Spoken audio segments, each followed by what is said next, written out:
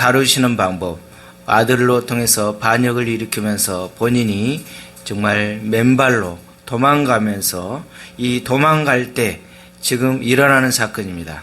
그때 어떻게 됩니까? 또 옆에서 끝까지 쫓아오면서 돌을 던지며 저주하는 그런 모습을 보게 됩니다. 그때 참 이 다윗은 순간순간 자기 자신이 그것을 이해를 못했습니다.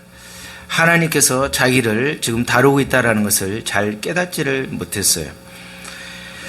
우리가 사람이 살다가 망하게 되면은 친척이나 친구들도 다 뭐를 돌린다고 합니까? 등을 돌린다라고 이야기하는 것을 우리 너무도 많이 들었을 것입니다.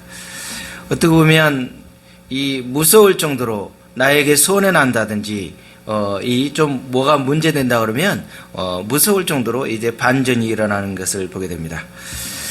어떻게 보면 다른 사람들도 아니고 그 아들 지금 압살롬이 지금 배반 때문에 지금 이 다윗은 왕의 자리를 쫙 쫓겨나서 지금 도망가는 신세가 되었습니다. 피난길입니다. 우리가 이 땅을 살아가면서 악한 사람을 안 만날 수는 없습니다. 그런데 미워하고 저주하고 싶고 온수같이 생각될 때도 있습니다. 이럴 때 우리는 어떻게 그들을 대해야 하는지 오늘 말씀을 통해서 우리는 다시 한번 살펴봐야 되겠다는 생각이 들었습니다. 여러 가지 재산상 피해가 있고 명예 손상이 되고 억울한 일을 당할 때 어떻게 해야 되는 것인가? 내 마음까지 악인에게 빼앗겨서는 안 된다는 것을 오늘 말씀을 통해서 우리는 또 깨닫게 됩니다. 오늘 본문을 보게 되면 다윗 왕이 피난길에 어떻게 보면 두 사람의 악인을 만나게 됩니다. 두 사람의 악인에 어떻게 우리 읽어보니까 누가 나옵니까? 시바라는 사람이 나옵니다. 시바. 그 다음에 또 누가 저주합니까? 시므이라는 사람이 저주합니다. 저는 지금 오늘 본문만 보면은 잘 깨달을 수가 없는데 다른 그 내용을 이제 설교 말씀을 통해서 살펴보면 야, 그렇게 멋진 다윗, 그렇게 훌륭한 다윗인데도 불구하고 순간에 또 여기서 실수를 하는구나 하는 것을 보게 됩니다. 오늘 16장 첫 절을 보니까 시바라는 사람이 먹을 것을 챙겨옵니다. 지금 다윗이 어떤 상황이에요? 도망 중에 있어요. 피난길에 있어요. 어려운 중에 있어요. 이 시바라는 사람은 누구냐? 이미 죽은 사울 왕의 머슴이에요. 종이에요. 종. 그런데 이 사울 왕의 아들 누구죠? 다윗과 굉장히 친한 사람이 누구 있어요? 생명체를 얘기했던 사람이 요나단이었습니다. 그런데 이 요나단이 전쟁에 나가서 어떻게 됩니까? 아쉽게도 사울 왕이 죽고 그 아버지가 죽고 요나단도 죽게 됩니다. 그때 요나단의 아들이 누구예요? 무비보셋이에요. 이제 이 피난길에 막 도망가다가 급하게 가다 보니까 무비보셋을 떨어뜨렸어요. 그러다 보니까 다리에 장애를 입은 것입니다. 그러니까 요나단의 아들이 무비보셋이에요. 이 다윗은 사울 왕은 자기 어떻게 보면 누구예요? 장인을 의지하잖아요. 그런데도 이 사울은 어떻게 하든 이 다윗을 죽이려고 했던 아주 좀 인연이 좀 묘한 인연입니다. 그런데도 그 속에서도 이 요나단은 끝까지 다윗을 왕이 됐으면 하는 그런 마음으로 밀다가 결국에 자기가 죽었습니다. 그때 이 다윗의 마음속에 무비보셋이 유일하게 다 죽었는데 무비보셋만 살아있다는 것을 알게 돼서 이 무비보셋에게 어떻게 됩니까? 모든 그 재산, 그것을 땅을 상속하게 하고 그거를 관리하게 해서 이렇게 주었습니다. 그래서 이 무비보셋의 종이 또 누구예요? 오늘 나온 시바예요. 근데 이 시바가 어떻게 해야 합니까? 아니, 네 주인은 어디 가고, 그러니까 무비보셋은 어디 가고 너만 나왔느냐? 지금 뭐라고 이야기합니까? 우리 주인은 완전히 무슨 이야기하고 있어요?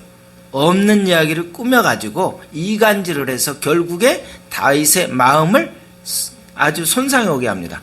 그러니 어떻게 다윗이 뭐 이것저것 생각할 거 없이 바로 뭐라 합니까? 너 무비보셋에 있는 모든 재산 다 뭐? 네 거. 이렇게 되어버린 겁니다. 참 이 부분을 보면서 야 안타깝구나. 이 부분이 굉장히 지금 다윗이 좀 아쉬운 부분이에요. 그 뒤에 이제 시므이라는 사람이 또 어떻게 됩니까? 지나가는데 계속 또 돌을 던지면서 이 뭐하는 사람아 계속 쫓아다니면서 그럽니다. 그때 다윗이 아주 이대한 말을 합니다. 옆에 장군이 제가 칼을 빼서 어떻게 해요? 저놈의 그 혓바닥을 저 목을 어떻게 치겠습니다. 그때 뭐라고 해요? 놔둬라. 너가 무슨 상관이냐. 내부둬라. 이것이 어떻게 보면 하나님께서 나의 우리 아들까지도 그러고 있는데 이거 어떤 거냐. 이 부분을 했던 이런 모든 부분으로 다 수습이 되게 했던 것을 보게 됩니다. 참 멋지게 이 모든 일이 잘 수습이 되는 장면이 오늘 내용이에요. 오늘 내용이 보면 아첨하는 사람에게 어떻게 우리가 반응해야 되고 저주하고 욕하는 사람에게 어떻게 반응해야 되는가. 오늘 두 가지 내용이 나와요. 이간질하는 사람들 어떻게 됩니까? 기가 막히게 모든 사람들에게 잘합니다. 타이밍이 아주 절묘하게 잘합니다.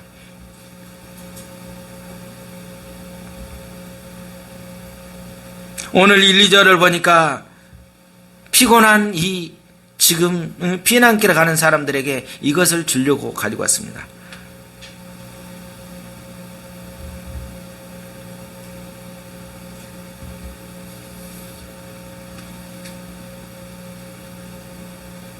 주인을 팔아먹고 어떻게든 지금 다윗의 이 이기에 뭔가 물질로 돈으로 매수해서 이 마음을 사야 되겠다 하는 그 시바의 아주 작전이 딱 먹혀 들어갔어요.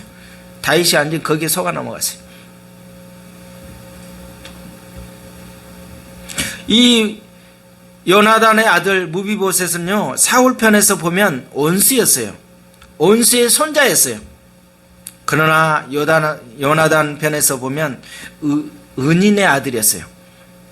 다윗과 요나단은 너무 가까운 사이였어요. 생명처럼 생각했어요.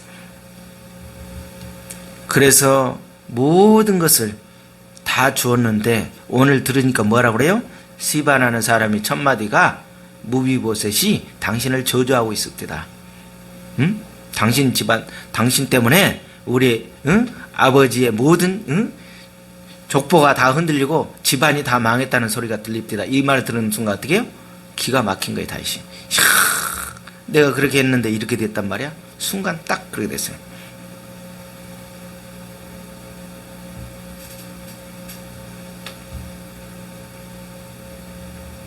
왜 따라오지 않았느냐?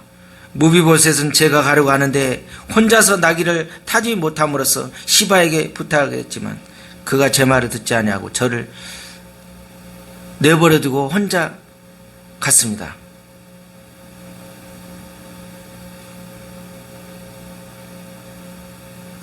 오늘 우리는 순간순간 이 성도들이 이게 정말 어떤 것인가 그때그때 분별할 수 있는 그 부분이 돼야 되는데 저도 그렇고 우리는 참 분별하기가 어려워요.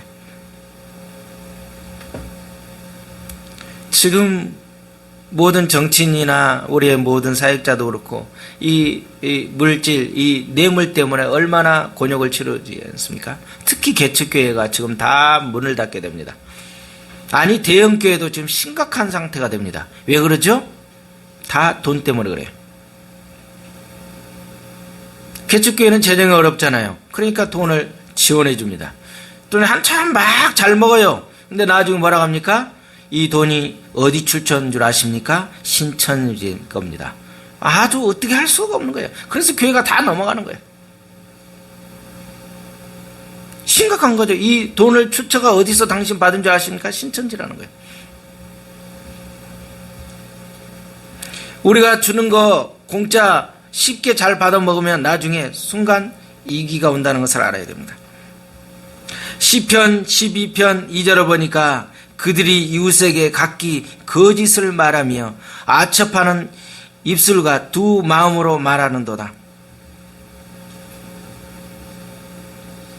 오늘 다윗이 그렇게 의로운 사람인데도 불구하고 자신이 처한 상황이 너무 어렵기 때문에 선물을 가지고 온 이 시바의 말만 듣고 무비보셋의 재산을 다 그에게 주는 실수를 범하고 말아요.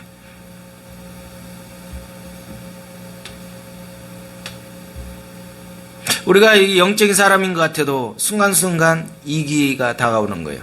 베드로가 얼마나 그 예수님을 주는 그리스도시요 살아계신 하나님의 아들이라고 그렇게 칭찬하면서 예수님이 그렇게 칭찬합니다.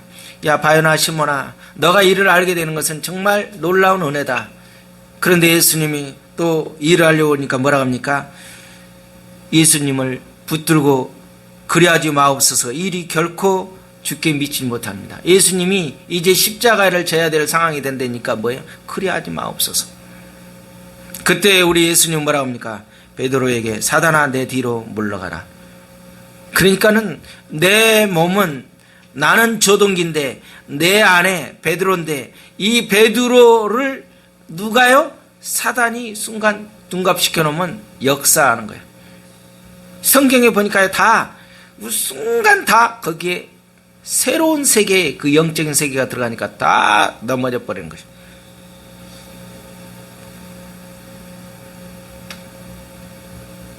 오늘 시바는 자기 주인 무비보셋 다윗 사이를 이간질했어요.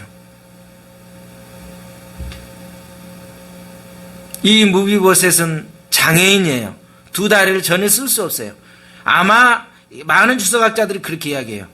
다윗이 가장 화가 났던 부분이 뭐냐?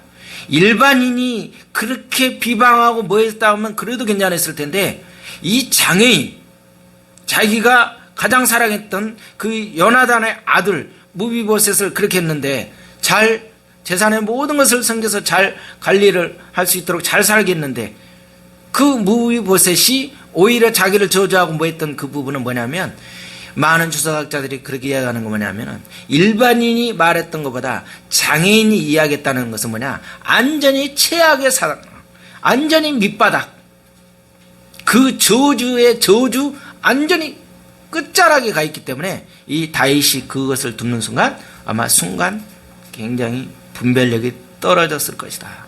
일반인이 야 바보야 뭐 이렇게 한다고 하면 괜찮은데 어떻게 해요? 밑에 정말 세상에서 사람 취급도 안 하는 그 계열의 사람이 다윗을 가지고 지금 뭐라 하니까 거기서 완전히 이런 상황이 되지 않았느냐 그렇게 이야기하고 있어요. 이유를 불문하고 오늘 다윗은 실수를 하고 말았어요.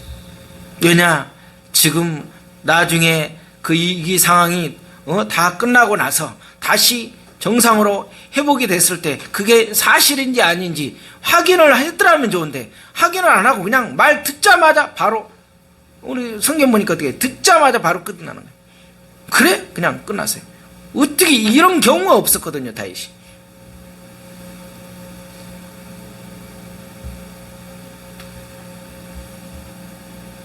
하나님과 성도들 사이에 이간질하여서 신앙생활을 해봐도 아무것도 되는 것이 없는 거예요. 어떻게 보면 하나님을 믿는다는 것이 다 어리석게 느껴지는 거예요. 기도해도 응답이 없는 거예요. 그때는 어떻게 돼요? 계속 우리가 낙심하게 되는 거예요. 우리는 절대로 사람을 애모로 판단하거나 남의 이야기를 듣고 정죄해서는 안 된다는 거예요.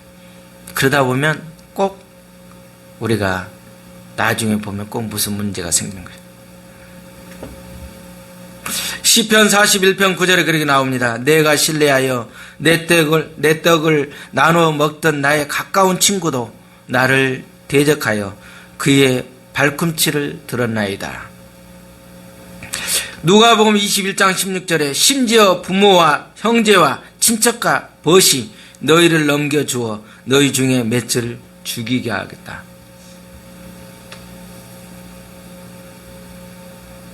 그 재산을 탐내서 이 시바는 그런 순간에 그런 말을 하게 된 거예요.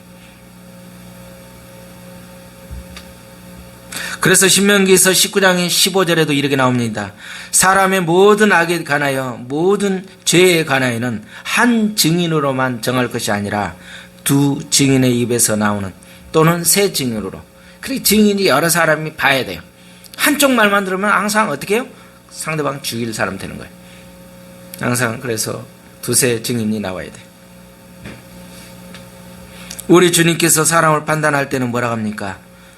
마태복음 18장에서 이야기를 합니다. 내 형제가 죄를 범하거든 가서 너와 그 사람과만 상대하라. 너와 그 사람과만 상대하라.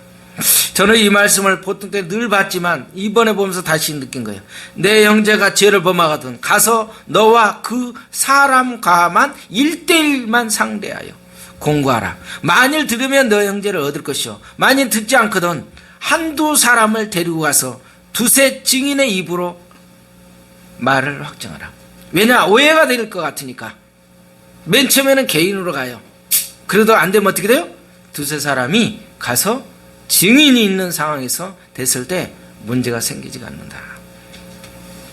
그렇게 말을 해도 듣지 않거든 교회에 말하고 교회에서 말을 듣지 않거든 아예 이방인과 세리들처럼 여겨라. 그렇게 이야기했습니다.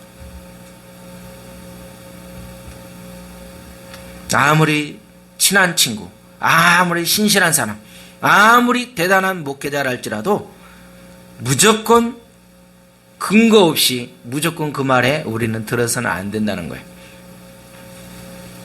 왜냐하면 주님의 말씀을 따라 모든 것을 행하다 보면 오해나 분쟁이 없을 텐데 우리는 누구와 친밀하기 때문에 그 사람 내가 지금 믿어왔는데 수십 년 동안 봐도 그 사람 보증수패야. 우리는 그렇게 하면서 얼마나 잘 넘어갑니까? 그런데 우리가 언젠가 당하더라니까. 오늘 5절 8절을 보니까 뭐라고 합니까? 다윗 왕이 바후림에 이르러서 사울의 친족 한 사람이 나오니 게라의 아들이요 이름은 시므이라. 기가 찬 거예요. 앞에서 또 그런 일이 끝나고 나니까 이제 시므이가 등장합니다.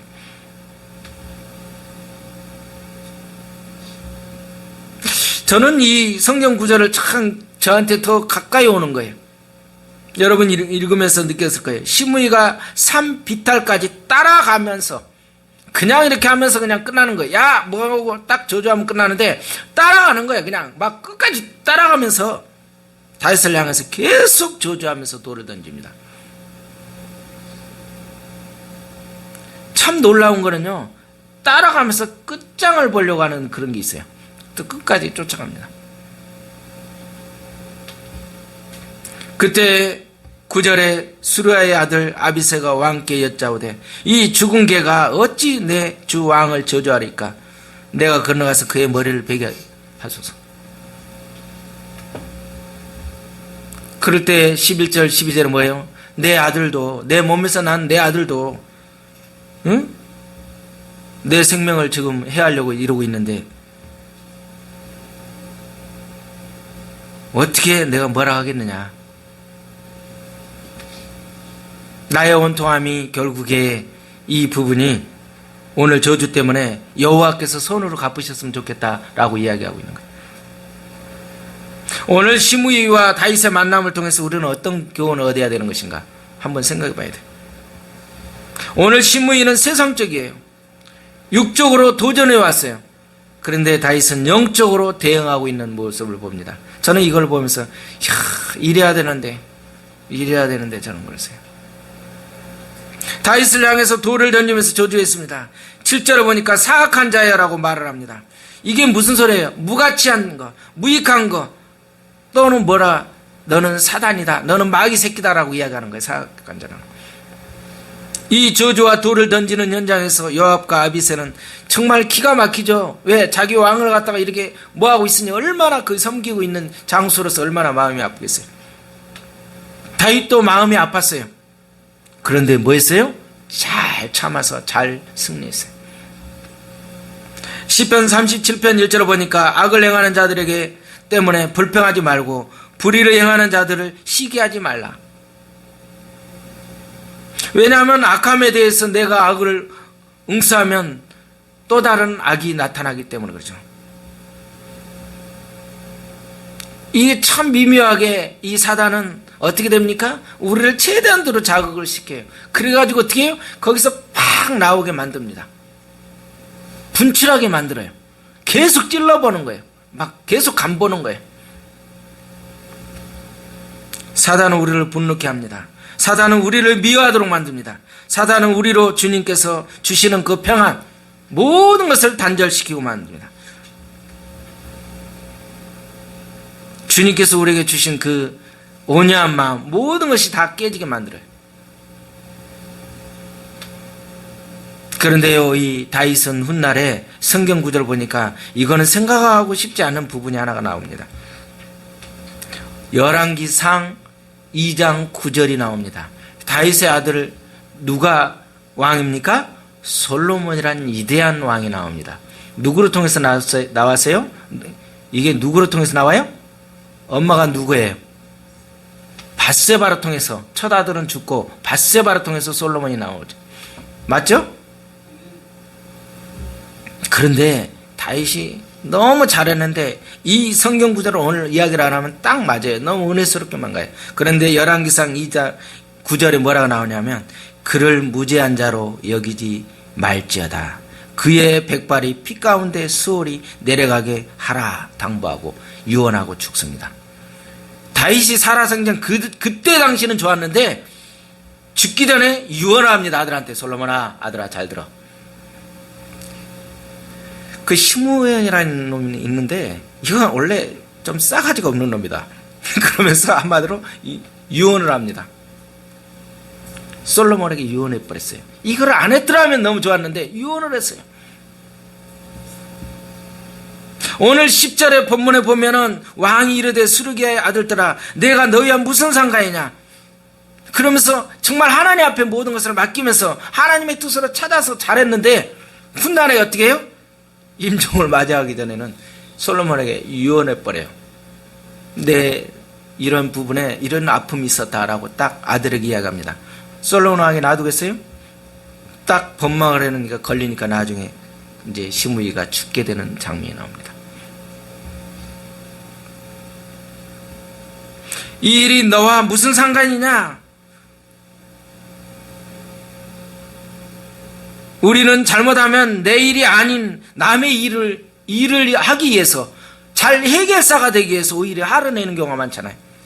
우리는 자칫하면 남의 일에 흥분하는 경우가 많아요. 저도 보면 그런 것 같아요. 괜히 뭐 그냥 왜 그러셨어요? 그럼 막 가가지고 오히려 싸울 때 옆에 가서 말리다 보면 어떻게 돼요? 더 한 대 얻어맞는 거예요. 날아가는 거예요 그냥. 다윗은 자기만 묵묵하고 그 고통을 받아들이는 것이 아니라 자기 주변에 있는 장수 모든 사람들에게 너희가 무슨 이것은 무슨 문제라고 신경 쓰지 마라. 결국에 자신만이 아니라 주변에 있는 장수들까지 모든 사람까지 어떻게 해요? 진정을 시켰다라고 이야기합니다. 이게 정말 멋진 사람이 아닌가. 우리는 어떻게 돼요? 나만 의인인 척하면서 나가고 내 옆에 사람들은 다 긴장하면서 다 쑥밥 만들어 놓은 경우가 있어요. 이거가 아니라 다윗은 어떻게? 그때 너와 무슨 상관이냐. 그러면서 다 같이 진정을 시켰다는 거예요. 이게 우리가 배워야 될 점이 아닌가 생각이 들어요. 오늘 우리들은 고통을 당하면 그 고통만 보게 되는 거예요. 눈앞에 보이는 고통이 전부로 생각하기 때문에 다른 게 생각할 겨를이 없어요. 그런데 오늘 다윗은 어떻게 해요? 그렇게 생각하지 않았어요.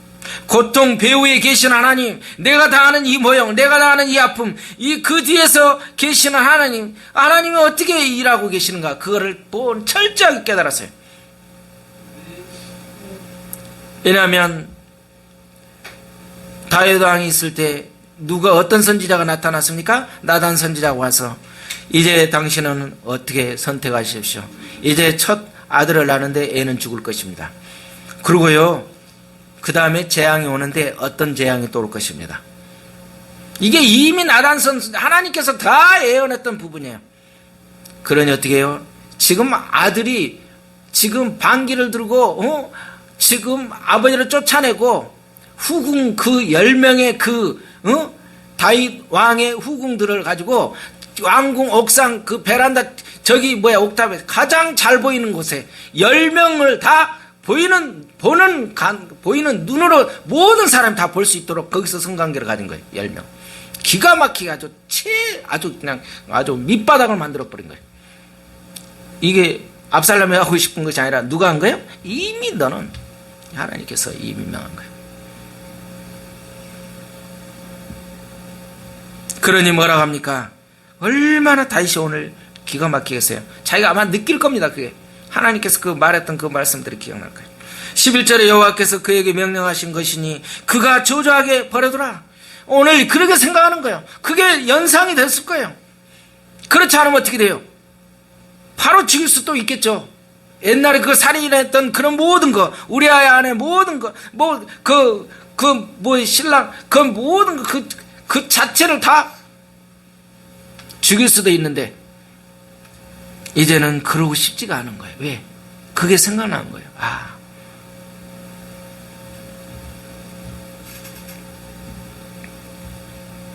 시므이의 저주 욕설, 자신의 잘못을 보고 하나님의 손길을 보는 이제 영적인 그 시각이 열린 거예요. 전에는 그게 안 보였어요. 어떻게든 어떻게 그냥 그걸 잘 넘어가려고 했어요. 오늘 우리는 내 환경 속에서 생각지 않는 그 파도에 휩쓸리고 또 들려오는 그 욕설, 우리가 화를 내고 밤잠을 이루지 못하고 오해의 말, 온통함 때문에 우리는 그런 모든 부분이 너무 많았을 것입니다. 그런데 오늘 다윗은 어떻게 돼요? 하나님께서 하시는 그 일을 보게 된 겁니다. 이게 너와 나와 무슨 상관이냐? 아버지께서 일하고 있는데 이겁니다. 아버지께서 일하고 있는데 만약에 야 그래 가서 먹치겠습니다 그러면 쳐졌으면 어떻게 돼요? 아버지께서 일하는 부분을 방해하고 있는 거예요. 하나님께서 일하고 있는 것을 방해하고 있는 거예요. 하나님께 맡기려면 우리는 어떤 자세를 가져야 되느냐? 모든 것을 하나님의 섭리를 이해해야 되는데 오늘 다윗은 시므이의 저주에 대해서 내 아들도 나를 죽이려고 하는데 이 사람이 하는 행동도 내가 당해야 되지 않겠느냐? 이 다윗은요 상대방이 저주할 때 어떤 대항도 하지 않았어요. 오늘 다윗이 시므이의 저주하는 말에 아무 대꾸도 하지 않았던 것을 보게 됩니다. 그냥 피하여 갔어요. 우리 잘 아는 속담 있죠. 개가 짖어도 기차는 달린다. 시므이가요 오늘 성경 구절을 보니까 시므이가 계속 따라가면서 저주하면서 돌을 던졌다는 성경 구절 여러분 보셨죠? 그냥 한 번만 한 것이 아니라 계속 따라가면서 막 끝까지 한번 끝장을 봐보자 하면서 하는 거예요. 그때 넘어가지 말아야 되는데 그때 넘어가지 말아야 되는. 시편 38편 13절 14절에 나는 못 듣는 자같이 듣지 아니하고 말 못하는 자같이 입을 열지 아니하오니 나는 듣지 못하는 자 같아서 내 입에는 반박할 말이 없나이다. 이런 말이 돼야 되는데 이게 안 돼요. 잘 들어요. 너무 잘 들어요. 비상한 머리 뭐라고 한마디 하면 막 10마디가 착착착 돌아가. 비상한 이 머리 두뇌전 이 귀가 너무 잘 들려. 뭐 보청기 저리 가라. 막 아주 뭐 소모제 아주 그냥 저기 몇 킬로 있는 것까지도 더 잘 들려. 내 입이요 얼만 청산유수처럼 기가 막히게 표현을 잘합니까? 그런데 오늘 시편 38편을 보니까 나는 못 듣는 자같이 말도 못하는 자같이 입에 반박할 말이 없다. 듣지 못하니 말 못하는 벙어리가 됐다는 거예요. 누가 무엇이라 해도 비난해도 듣지 않는다는 거예요. 이게 하나님의 사람이었다는 거예요. 저는 이걸 보면서 한 주 동안 야 그렇구나 기가 막히구나. 어쩌면 이 말씀이 저는 이 성경 구절 하나 보면 기가 막히게 콕콕콕콕 저한테 찔러대더라고요. 이사야서 선지자 50장 6절을 보니까 나를 때리는 자들에게 내 등을 맡기며 나의 수염을 뽑는 자들에게 내 뺨을 맡기고 침을 뱉어도 내 얼굴을 가리지 아니했다. 에레미야 예가도요 3장 30절 보니까 자기를 치는 자에게 뺨을 돌려요. 오히려 그냥 아유 더 치세요 이러겠어요.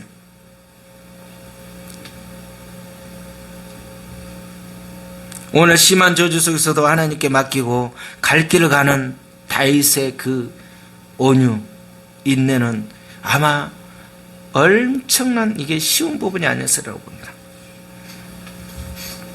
같이 있던 요압, 아비새는 물론 그를 따르는, 지금 왕을 따르는 그 무리들이 어떻게 돼요? 이야, 진짜 당연히 존경스럽습니다 하고 고개 숙여졌을 거예요.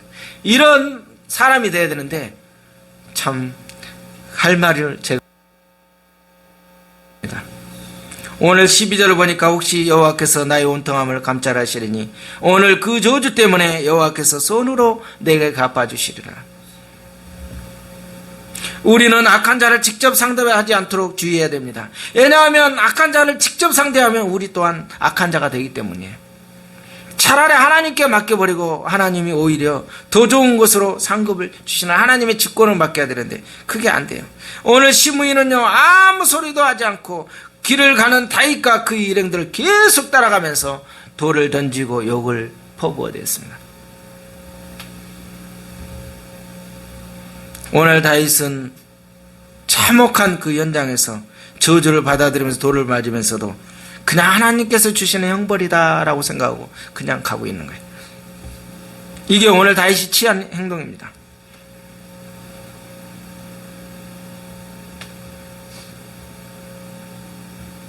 어떻게 보면 받아들이되 철저히 낮아진 모습, 자기의 무능함, 모든 것을 절대 주권자이신 하나님 앞에 다 맡기게 된 오늘 다윗의 모습을 보게 돼요. 오늘 누군가 저와 여러분을 저주하고 욕하고 비난할 때 우리는 어떻게 반응하고 있는지 한번 생각해 봐야 됩니다.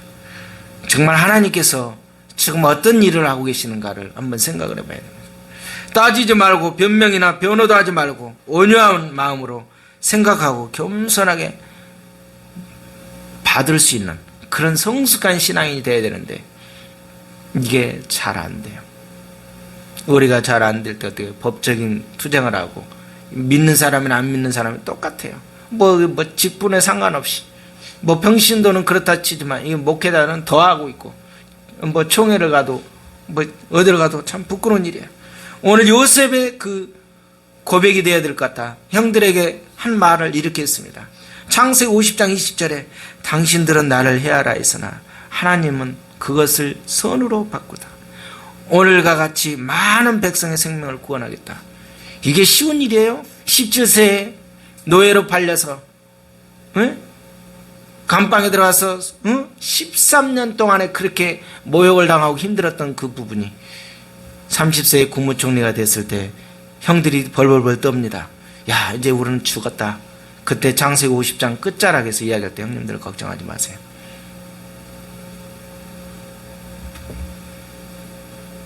하나님이 그것을 손으로 바꿨다. 이게 믿음이 사람이어야 되는데 우리는 어떻게 돼요? 그래 이제 내가 이제 왕의 자리 왔어. 내가 권력의 자리 왔어. 너희들은 다 죽었어. 얼마나 우리는 그렇게 하고 있어요. 우리 잘 아는 나비 효과 잘 알 겁니다. 우리 시험 볼 때마다 아마 대학생들은 나비 효과에 대해서 시험 한 번씩 받을 거예요. 나비 효과가 뭐예요? 중국에 그놈의 나비가 파닥파닥 거기서 별거 없는 것 같아. 그냥 거기서 파닥파닥 갔던 것이 어디에서 역사가 일어납니까? 뉴욕을 아예 강타한다는 거예요. 우습게 하는 그 부분이 나중에 허리케인으로 만들어서 완전히 강타하는 거예요. 이게 과학의 이론이에요. 이 노렌스라는 기상학자가 그 이야기를 우리가 수도 없이 써먹고 있잖아요. 작은 행동, 작은 변화가 나중에는 엄청나게 크다는 거예요. 오늘 본문 14절을 보니까 왕과 그와 함께 있는 백성들이 다 피곤하여 한 곳에 이르러 거기서 쉬었다. 오늘 누구 때문에요? 다윗 한 사람의 범죄 때문에, 다윗 왕의 한 사람의 범죄 때문에 주변에 있는 모든 사람이 다 피곤해가지고 지금 이렇게 지치게 만든 거예요.